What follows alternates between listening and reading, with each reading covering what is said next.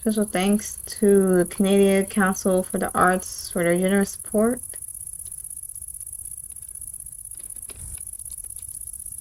Thank you to Shay, who let me use the song Minerva, Butterfly Room. Thank you to RFK23 for composing the music in Candace Room. And thank you to Crix, help me fix stuff. I think I said that right. Shoot. There are diary pages on the ground to collect for the narrative. Press J to open the journal after you find some. If you find the flashlight, press F to turn it on. Off and on. I originally created a lobby cam for Second Life.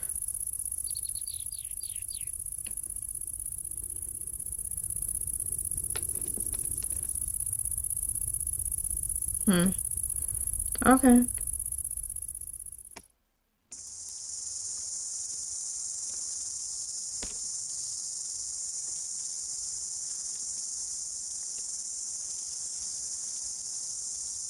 Okay.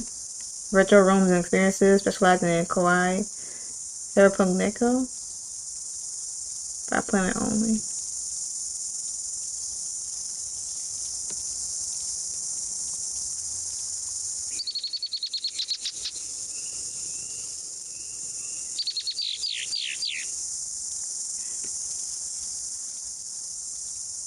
Oh, it's a rock.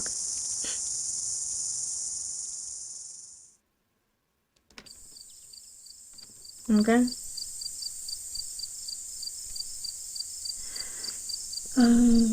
Toggle plain text. Oh, okay. I can read this the way it is. July 23rd. Today was much like the others. I tended my field and watched the wheat move like waves in the wind. Red-winged blackbirds singing, crickets chirping, and an ever-present drone of cicada. I don't know why I keep this diary really. I seem to write the same thing over and over. It's routine, I guess, as it is during the pandemic. I think never before in history have so many people from so many cultures truly been able to associate with each other, past all the barriers of language and religions. We're all separate but together in a strange way. We're all going through the same thing. Well, not everyone. There is still hate and conspiracies heaped upon us by those at the top who should have pushed it aside for unity. It's a surreal time, but I feel strangely content in my self-imposed isolation. I'm again noticing the small things in life, and I have to come to realize there is deep beauty in melancholy. Melancholy. What do I have to say rest too? Oh, that's the journal entry. And a picture of a subway. Okay.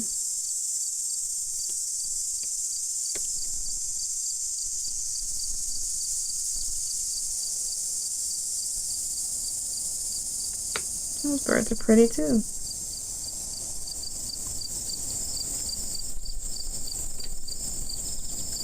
I came in from the fields today, made dinner, and sat down to watch TV as I accustomed to doing, also July 24th. A funny thing happened though.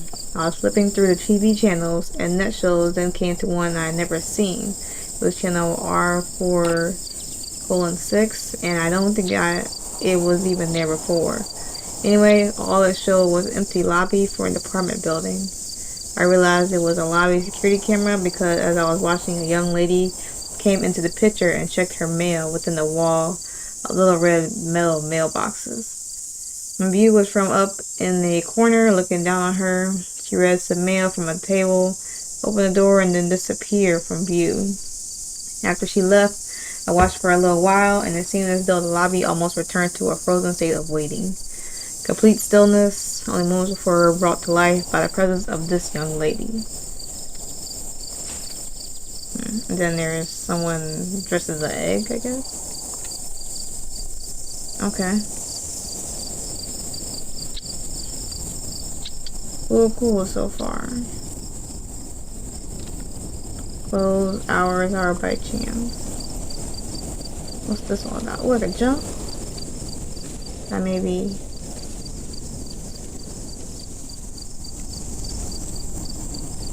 No, I can't. Railroad checks?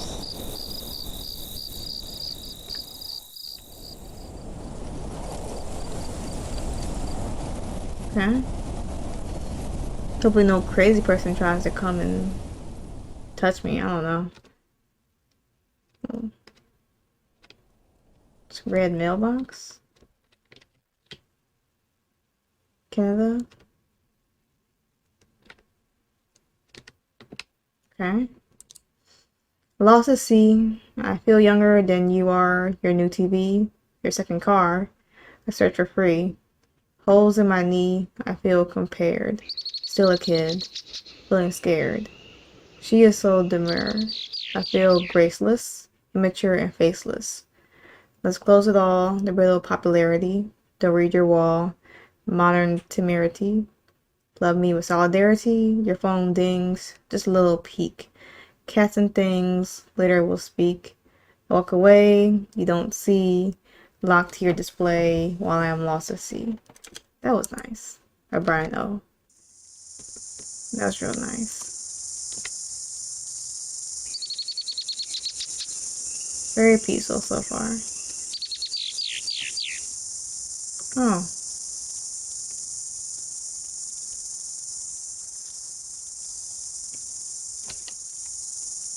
I said if she moves, that's it. I'm closing the game out and that'll be the end of the video.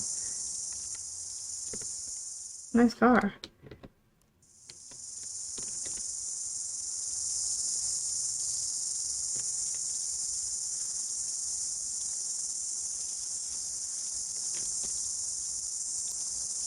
August 4th. Today when Fern came home, I spoke out loud to the room. Oh, hello, Fern. How was your ride on the TTC subway? Or better known as Toronto, I almost said Tornado, Transit Commission. I found myself smiling, feeling a bit like Sherlock Holmes. I Googled TTC and discovered that my Fern lived 2 hours into my future. She lives in Toronto, where it is 8 p.m. to my 6 p.m. and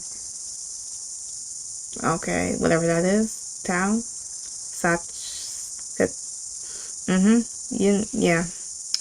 A long work day for her. I guess she can't work from home like many are doing during the pandemic. Even still, that seems really late. She shouldn't have to do that. After speaking out loud to her, to my empty room, I felt a bit silly because here I was talking to a girl hundreds of kilometers away who has no idea that I even exist. It is both funny and a bit depressing because she has become almost a friend to me now. I know that sounds ridiculous and I can't even defend it to myself. The truth is that I look forward to seeing her. I have not watched another TV channel in days.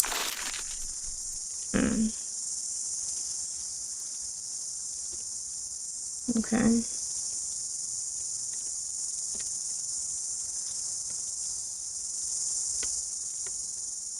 Maybe there's more pages out here.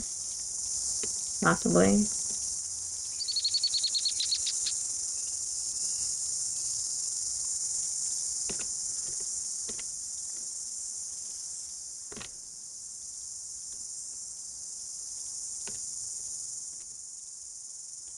It's a little odd.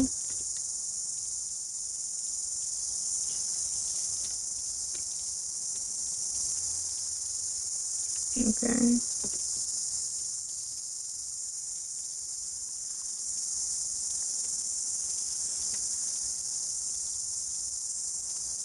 Oh, it's miniature statue.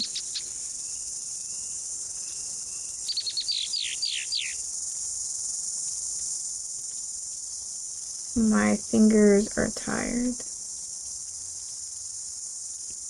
Okay. Oh, then the figure is on the computer screen. Okay.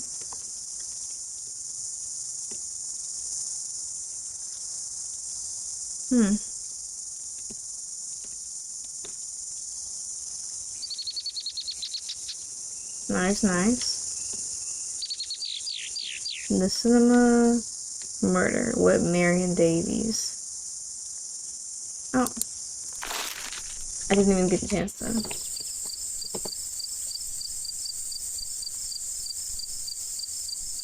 Oh, this is entry 10. What's wrong with me? I sit waiting to catch a glimpse of a woman who doesn't know I exist, nor ever will. I feel as though she is my friend.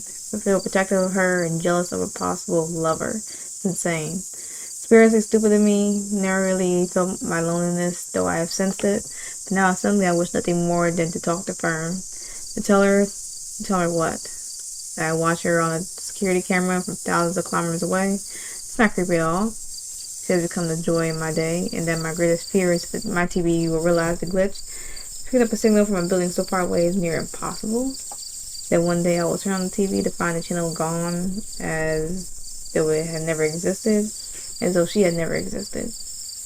What am I doing with this must be unhealthy, mustn't it? Am I that creep from a horror movie, yet I just don't realize it? As I wrote this, my eyes blurred and clear as a tear was born. I am ashamed of myself. A grown man weeping. Child must take down the satellite dish.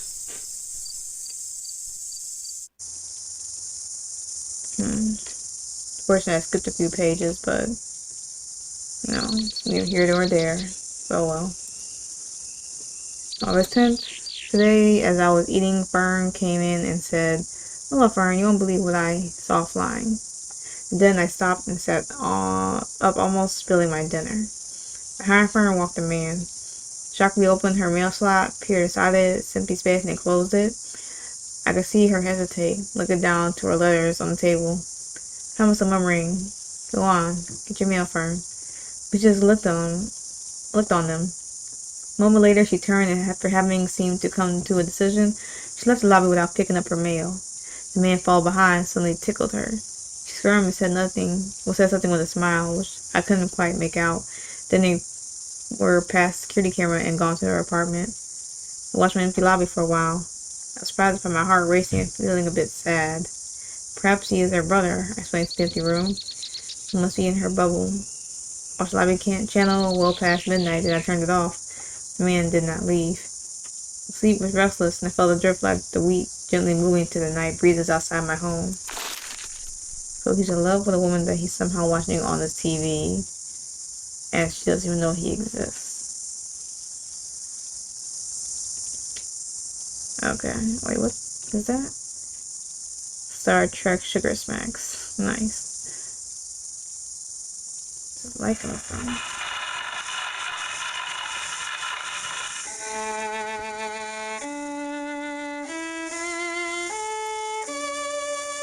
Okay, well, we gonna have to check out the journal entry for that because I can't read it. See, I just walked my fields, my mind preoccupied by the feeling that I had seen the clue yesterday. Something I couldn't quite put a finger on. I was full of anew, so I came in and put on the lobby cam.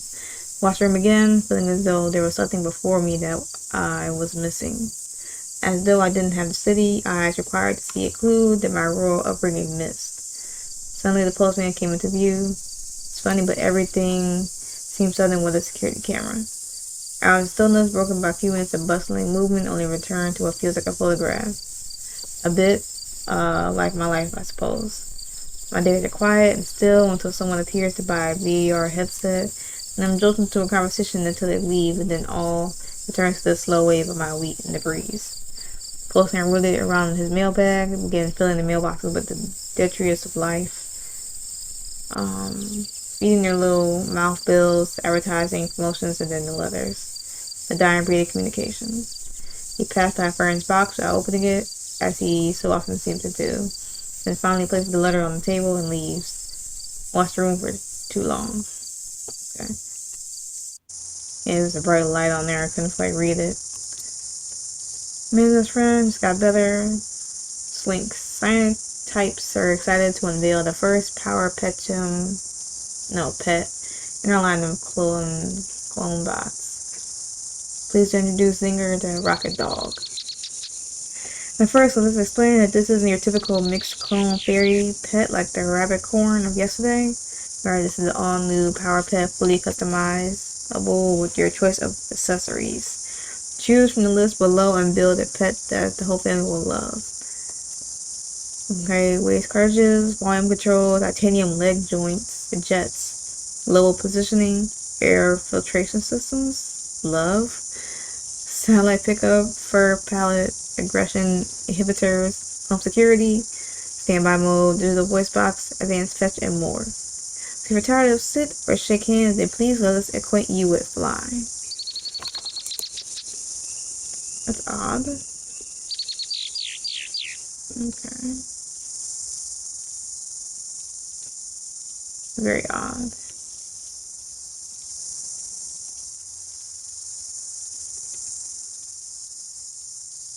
Hmm.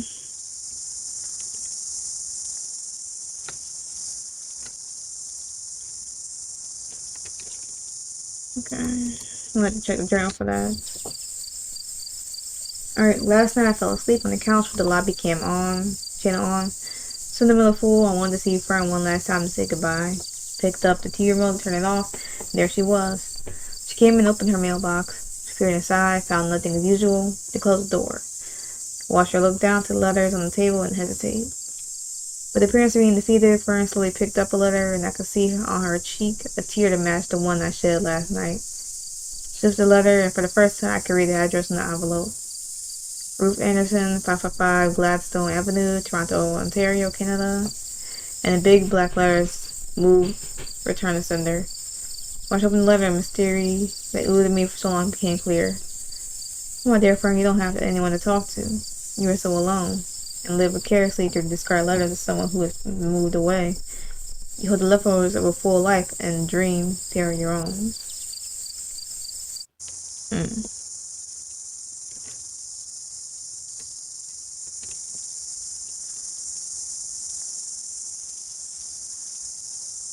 Okay. John Baymore and Sherlock Holmes.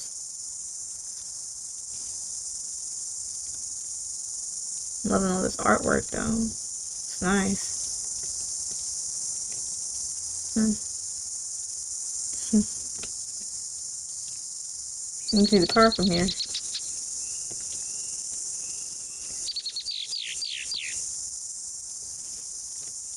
And there's the art.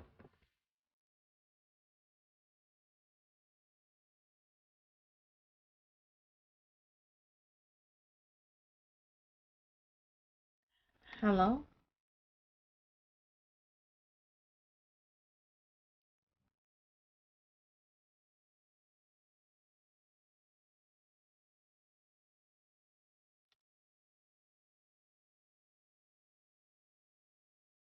My eyes are gray and they change with the sky, sometimes green or blue, sometimes when you're nearby. Your eyes are warm brown and in them I could drown, shining so carefree, but they never settle on me. I'm a leaf caught in the wind, pressed to the fence, pinned. If I could only get you alone and my shyness wouldn't betray, if I could just meet your eyes, but that's the dream for another day.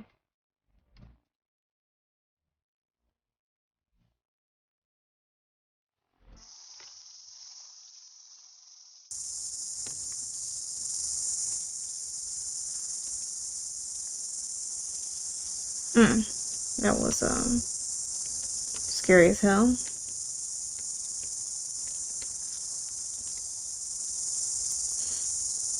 Oh, damn well I can't read that. Let me letter to Fern.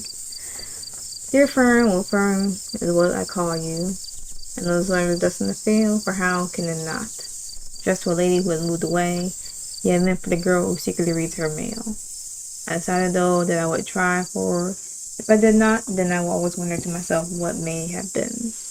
What am I about to tell you must surely convince you that I am crazy, or that you are a recipient of an elaborate joke.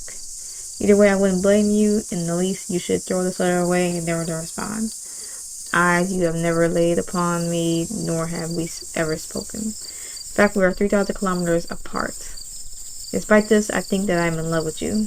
Okay, well, the idea of you, or a projection of you, please let me explain. And since we both feel the pain of phantom isolation or being alone in crowds, I relate to your sense of being adrift, of not being seen by those around you who seem to always be moving on to other things while you stand motionless. I abide in my fields of swaying wheat, while you remain hushed, serene, and fixed while crowds pass around you. Through a mechanism I fail to understand, my TV has somehow connected to the security camera in your apartment building lobby. Yes, the one you're looking at right now.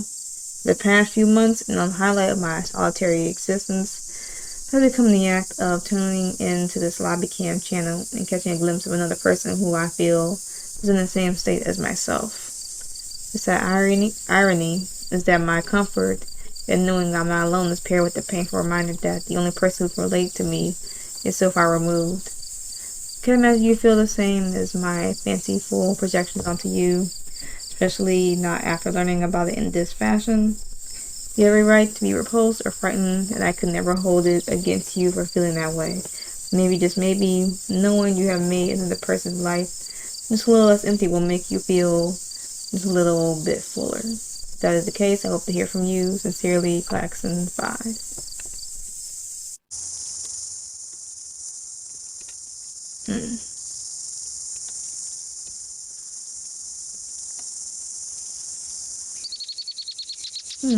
That's some good pizza. Skull, and yeah.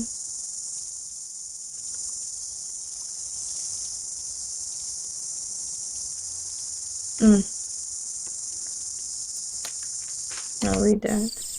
Ooh, letter from Fern. September 1st. Okay, we got a message from Fern. Let's see.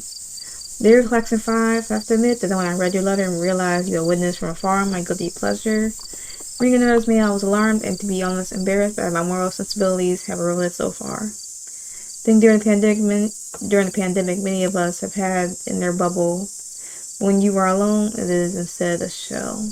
I traveled through my life in this shell and only breathed fresh air, came from reading the life of another. I have slowly forgotten how to interact with people around me.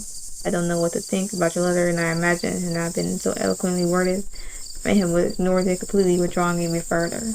Yet your message touched me. Perhaps there is a way where we can get to know each other slowly, and being the romantic that I am, I like to think that we maybe become friends through this very unlikely encounter. While initially mortified, I have over time contemplated your words and feel like there may be no harm. However, the correspondence, not unlike the acquainted pen pals from earlier time, I can send you scented pages with poetry and word, and even tiny seeds or even pretty stones that I find. You can send me some petals or greens from your fields, so I may smell the fragrance of your world. Maybe in time you could build a virtual room similar to the mailroom you see me in, and we can meet to talk there, as though we both live in the same building. I'm excited for the first time in a long time, and I'm going to run out and get pen, nib, ink, or some fine paper such as Victorians might have used. Sincerely, Fern. Isn't that sweet? It must be the TV.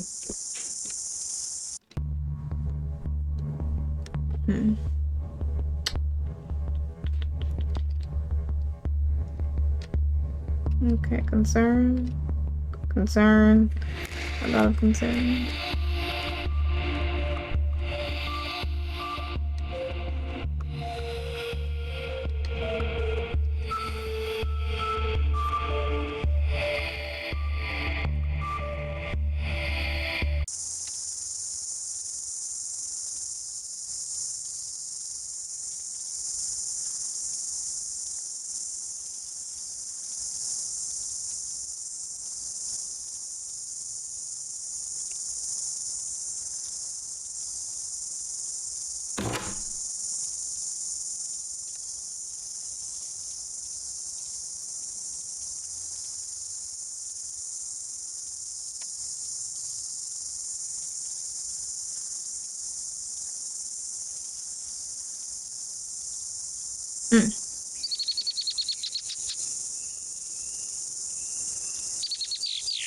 I don't know what to think of any of this,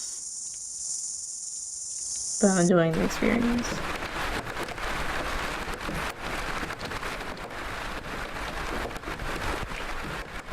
Let me introduce myself. My bedroom. Why? I am asked to give you a specimen of spoken English. But first, let me give you a warning.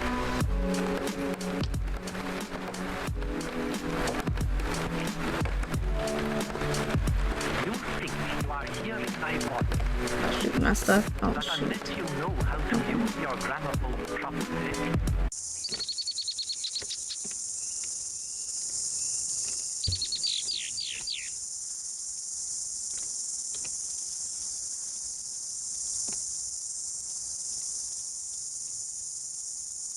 Ooh, Game Boy.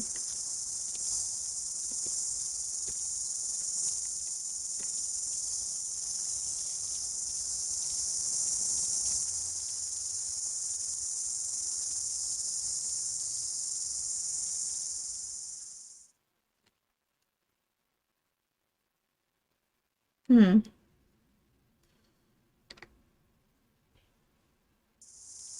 Let's say one little ass walk around the house and probably be done because I don't think there's any other letters.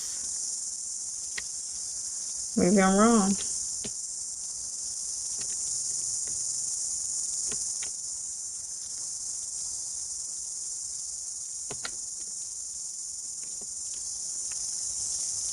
But I don't think I'm wrong.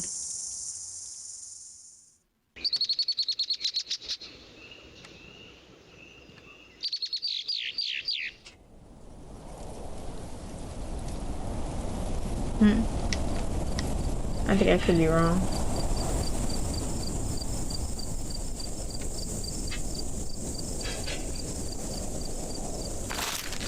Alright, grab that. Bike. Go to this old farmhouse over here. And okay.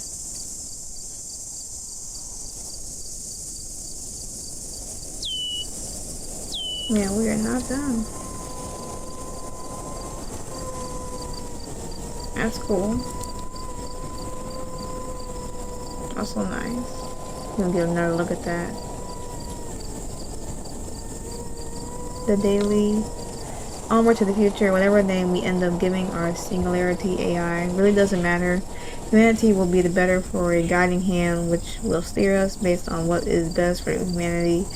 As programming goes, all the petty policies and greed shaping our world despite the obvious need for drastic change, we now can push this all aside to be replaced by rational thought, by artificial intelligence. Final three names voted on. After 6 months of voting worldwide, the naming competition for the singularity AI is coming to a close. Humanity is a historic moment as we prepare to activate a guiding AI to shape the future. However, it is not without controversy. The name Turing currently leads the most votes with Milk Drop a close second, but suddenly the name Smarty McSmartpants won't go away.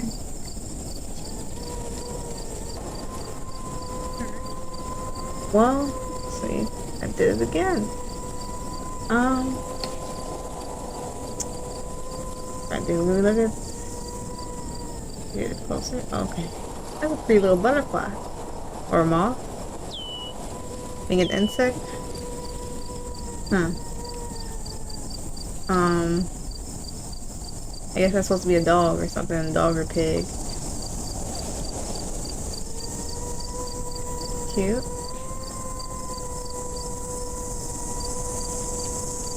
One more over here. This is about the lobby camera thing.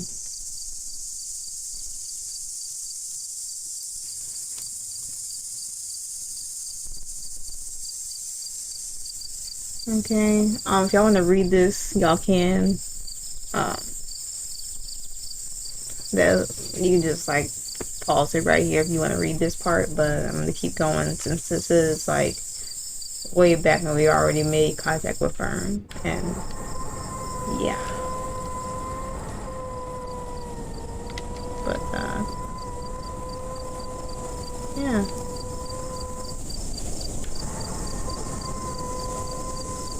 I think that's about it, honestly.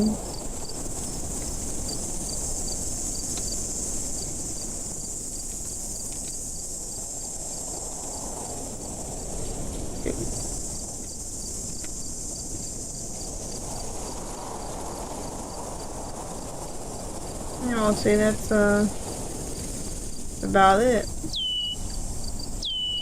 So this was, I forget the name of it, but of course everything for this game will be in the title, description, all that fun stuff.